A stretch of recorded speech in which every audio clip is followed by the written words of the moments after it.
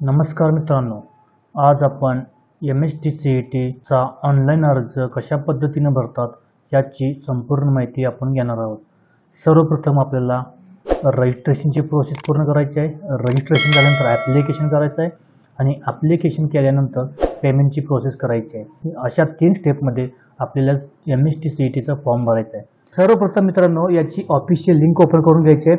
याची लिंक मी तुम्हाला डिस्क्रिप्शनमध्ये तसेच कमेंट बॉक्सच्या पहिल्या कमेंटमध्ये दिली आहे. तर सर्वप्रथम आपल्याला लिंक ओपन करायची आहे.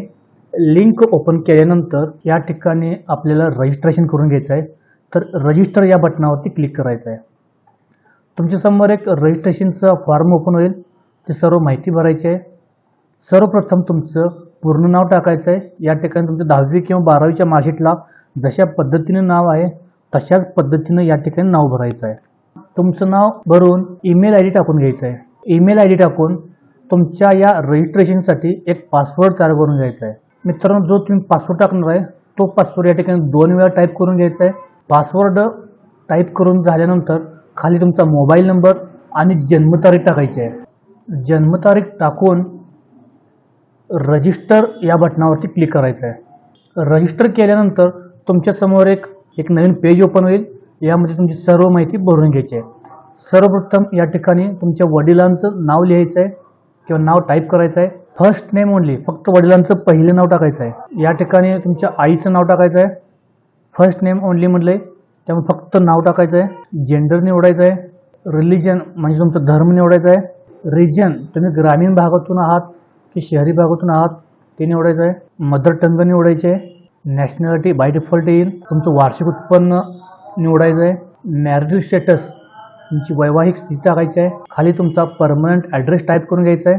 त्यामध्ये तुमच्या गावाचं नाव, तालुका, राज्य निवडायचं आहे, स्टेट निवडायचं आहे, जिल्हा निवडायचा आहे, तालुका निवडायचा आहे, तुमच्या गावचं नाव निवडायचं आहे, तुमच्या गावचा पिनकोड टाकायचा आहे आणि या ठिकाणी तुमचा मोबाईल नंबर टाकायचा आहे. मोबाईल नंबर टाईप करून तुमचा परमनंट ॲड्रेस आणि करस्पॉन्डन्स ॲड्रेस सेम असेल तर या ठिकाणी टिक लावा. वरचा ॲड्रेस बाय डिफॉल्ट खाली घेईल. स्क्रोल करून खाली यायचं आहे.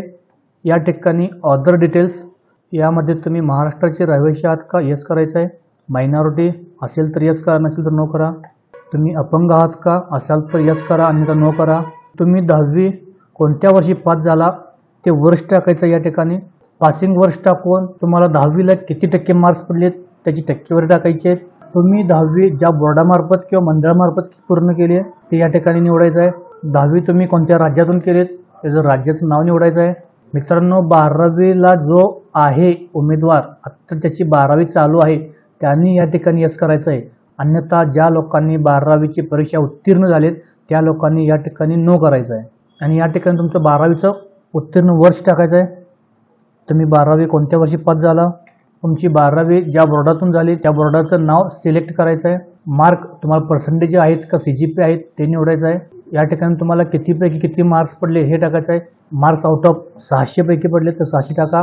या ठिकाणी तुमची टक्केवारी बाय डिफॉल्ट ऑटोमॅटिक येईल. सर्व माहिती भरून झाल्यानंतर एक चेक करा. माहिती सर्व बरोबर असल्याची खात्री असेल तर सेव्ह चेंज या बटनावरती क्लिक करायचं आहे. सेव्ह चेंज केल्यानंतर मित्रांनो या ठिकाणी तुमचं रजिस्ट्रेशन पूर्ण झालं आहे. मित्रांनो, तुमची रजिस्ट्रेशनची प्रोसेस पूर्ण झाल्यानंतर जो काही पासवर्ड तुम्ही तयार केला आहे तो पासवर्ड एका ठिकाणी लिहून घ्या.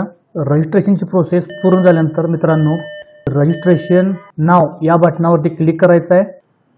क्लिक करताच आपल्यासमोर ज्या काही CET सुटलेत सर्व CETची लिस्ट देईल. यामध्ये आपल्याला जे भरायचं आहे ते म्हणजे MST-CET 2024 रजिस्टर नाव या बटनावरती क्लिक करायचं आहे. क्लिक करताच तुम्हाला एक पेज ओपन होईल, नवीन पेज ओपन होईल. त्यामध्ये काही सूचना दिलेत. डाव्या बाजूला इंग्लिशमध्ये आणि उजव्या बाजूला मराठीमध्ये अशा 2 पद्धतीने सूचना दिलेत. सर्व सूचना एक सविस्तर वाचून घ्यायच्या आहेत. सूचना वाचून खाली टिक लावायचं आहे. टिक लावून आय ॲक्सेप्ट अँड प्रोसीड या बटनावरती क्लिक करायचं आहे. क्लिक करताच तुमच्यासमोर एक ॲप्लिकेशन फॉर्म ओपन होईल ज्यामध्ये माहिती ऑलरेडी भरलेली असेल. आपण रजिस्ट्रेशनच्या वेळेस जी माहिती भरली आहे तीच माहिती यामध्ये येईल. एक वेळ चेक करून घ्या. जर सर्व माहिती बरोबर असेल तरच कॅप्चा टाकून पुढे सबमिट करायचं आहे.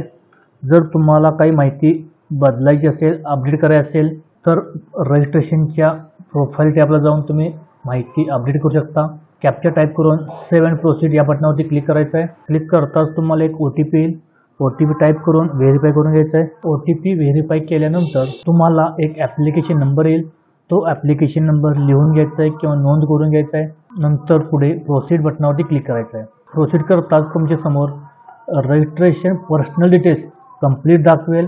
जे बाकीच्या खालच्या ज्या काही स्टेप आहेत सर्व स्टेप इनकम्प्लीट दाखवतात. आपल्याला त्या सर्व स्टेप कंप्लीट करायचे आहेत. इनकम्प्लीट या बटनावरती क्लिक करायचं आहे. क्लिक करताच त्याच्याबद्दल माहिती तुम्हाला सर्व भरून घ्यायची आहे. आपण महाराष्ट्र राज्याचे आदिवासी आहात का येस करायचं आहे. आपला जात संवर्ग तुमची कास्ट निवडायची आहे. जे उमेदवार ओपनमधून आहेत त्यांनी ओपन निवडायचं आहे. जे उमेदवार मागासवर्गीय किंवा इतर कोणत्या कास्टमधून आहेत त्यांनी ती कास्ट निवडायची आहे. कास्ट निवडल्यानंतर या ठिकाणी आपल्या जातीचे नाव निवडायचं आहे. नंतर आपल्या जात प्रमाणपत्र आहे का तर अवेलेबल दाखवायचं आहे. या ठिकाणी तुम्हाला कास्टचा सर्टिफिकेट नंबर टाईप करायचा आहे. तुमच्याकडे कास्ट व्हॅलिडिटी आहे का असल्यास अवेलेबल करा, नसेल तर नॉट अपलोड करा, काही हरकत नाही. तुम्ही नॉन क्रिमिनल या गटात मोडता का, जर मोडत असल्यास अवेलेबल करा. आपण दिव्यांग आहात का नो करा. तुम्ही अनाथ आहात का नो करायचं आहे. आणि सेव्ह अँड प्रोसीड या बटनावरती क्लिक करायचं आहे. मित्रांनो या ठिकाणी 10वी तुम्ही रजिस्ट्रेशनच्या प्रोसेसमध्ये 10वीची डिटेल्स भरले जसे तशी येईल. बरोबर आहे का चेक करा. 12वीची डिटेल्स बरोबर आहे का चेक करा आणि सेव्ह आणि प्रोसीड या बटनावरती क्लिक करायचं आहे. तुमचा 12वीला जो काही ग्रुप असेल त्या पद्धतीनं आपल्याला या ठिकाणी CETचा ग्रुप निवडायचा आहे. जर तुम्हाला दोन्ही ग्रुपमधून CET द्यायची असेल तर बोथ PCB आणि PCM असा ग्रुप सिलेक्ट करायचा आहे. मित्रांनो दोन्ही ग्रुप सिलेक्ट केले तर तुम्हाला डबल फी भरावी लागणार आहे. कोर्सच्या रिलेटेडच ग्रुप निवडायचा आहे. तुम्हाला क्वेश्चन पेपर मीडियममध्ये पाहिजे ते निवडायचं आहे. ज्या लोकांना मराठी मीडियममध्ये प्रश्नपत्रिका पाहिजे त्यांनी मराठी निवडू शकता. आणि या ठिकाणी मित्रांनो तुम्हाला एक्झाम सेंटर निवडायचे आहेत. सर्वप्रथम या ठिकाणी राज्य निवडा. राज्य निवडून खाली तुम्हाला 4 जिल्हे निवडायचे आहेत, 4 एक्झाम सेंटर निवडायचे आहेत. जवळचं आहे तो 1 नंबर टाका, बाकीचे पुढे टाकून घ्या. एक्झाम सेंटर टाकून झाल्यानंतर सेव्ह अँड प्रोसीड या बटनावरती क्लिक करायचं आहे. क्लिक करताच तुमच्यासमोर फोटो आणि सही अपलोड करण्यासाठी विचारेल. सिलेक्ट अपलोड टाईप या ठिकाणी फोटोग्राफ घ्यायचा आहे. या ठिकाणी ओपन या बटनावरती क्लिक करायचं आहे. तुमचा फोटो निवडायचा आहे आणि अपलोड या बटनावरती क्लिक करायचं आहे. या ठिकाणी तुमचा फोटो अपलोड होईल. परत त्याच ठिकाणी सिग्नेचर निवडायचं आहे. ओपन बटनावरती क्लिक करायचं आहे. सही निवडायची आहे आणि अपलोड या बटनावरती क्लिक करायचं आहे. फोटो आणि सही अपलोड होईल. अपलोड झाल्यानंतर सेव्ह अँड प्रोसीड या बटनावरती क्लिक करायचं आहे. मित्रांनो या ठिकाणी तुम्हाला कोणताही एक आयडेंटिटी पुरावा द्यायचा आहे. तो पुरावा तुम्हाला या ठिकाणी निवडायचा आहे. जवळपास सर्वांचं आधार कार्ड आहे त्यामुळे सर्वांनी आधार कार्ड निवडा. आधार कार्ड निवडल्यानंतर या ठिकाणी अपलोडच्या खाली एक बाण दाखवेल, याच्यावरती क्लिक करून तुम्हाला आधार कार्ड अपलोड करायचं आहे. ओपन बटनावरती क्लिक करायचं आहे. आधार कार्ड निवडायचं आहे आणि अपलोड या बटनावरती क्लिक करायचं आहे. मित्रांनो या ठिकाणी तुमचं आधार कार्ड अपलोड होईल. व्ह्यू करून तुम्ही आधार कार्ड पाहू शकता. सेव्ह अँड प्रोसीड या बटनावरती क्लिक करायचं आहे. सेव्ह करताच मित्रांनो तुम्ही फॉर्ममध्ये जी काही माहिती भरली आहे सर्व माहिती या ठिकाणी एक दाखवेल. सर्व माहिती बरोबर आहे का एक चेक करून घ्या. सर्व माहिती बरोबर असल्याची खात्री असेल तरच या ठिकाणी प्रोसीड फॉर पेमेंट बटनावरती क्लिक करायचं आहे. क्लिक करताच या ठिकाणी कन्फर्मेशनचा नोटिफिकेशन येईल. येस करायचं आहे. येस करताच स्क्रोल करून खाली यायचं आहे. या ठिकाणी सिलेक्ट बटनावरती क्लिक करायचं आहे. सिलेक्ट बटनावरती टिक लावून प्रोसीड टू पेमेंट या बटनावरती क्लिक करायचं आहे. मित्रांनो या ठिकाणी तुम्हाला पेमेंटच्या गेटवेवरती घेऊन जाईल. तर या ठिकाणी त्यांनी ज्या काही पद्धती दिल्यात कोणतीही एक पद्धत निवडून तुम्ही पेमेंट करायचं आहे.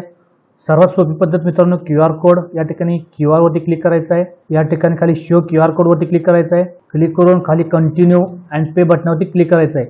तुमच्या समोर एक QR कोड येईल. तुमच्या गुगल पेला किंवा फोनपेला स्कॅन करायचं आहे. स्कॅन करून पेमेंट करायचं आहे. पेमेंट केल्यानंतर पेमेंट सक्सेसफुलीचा मेसेज येईल. मित्रांनो पेमेंट पूर्ण झाल्यानंतर ॲप्लिकेशनच्या प्रिंटआउट्स घ्यायला विसरू नका. तुम्हाला ॲडमिशनचा फॉर्म भरते वेळेस या फॉर्मच्या प्रिंटआउट्स लागणार आहेत, गरजेचे आहेत. तर मित्रांनो अशा पद्धतीनं आपला फॉर्म सक्सेसफुली सबमिट झाला आहे. जर तुम्हाला या फॉर्मबद्दल काही शंका असतील तर कमेंट करायला विसरू नका. आणि जर हा व्हिडिओ आवडल्यास लाईक करा, शेअर करा आणि सबस्क्राईब करा. धन्यवाद.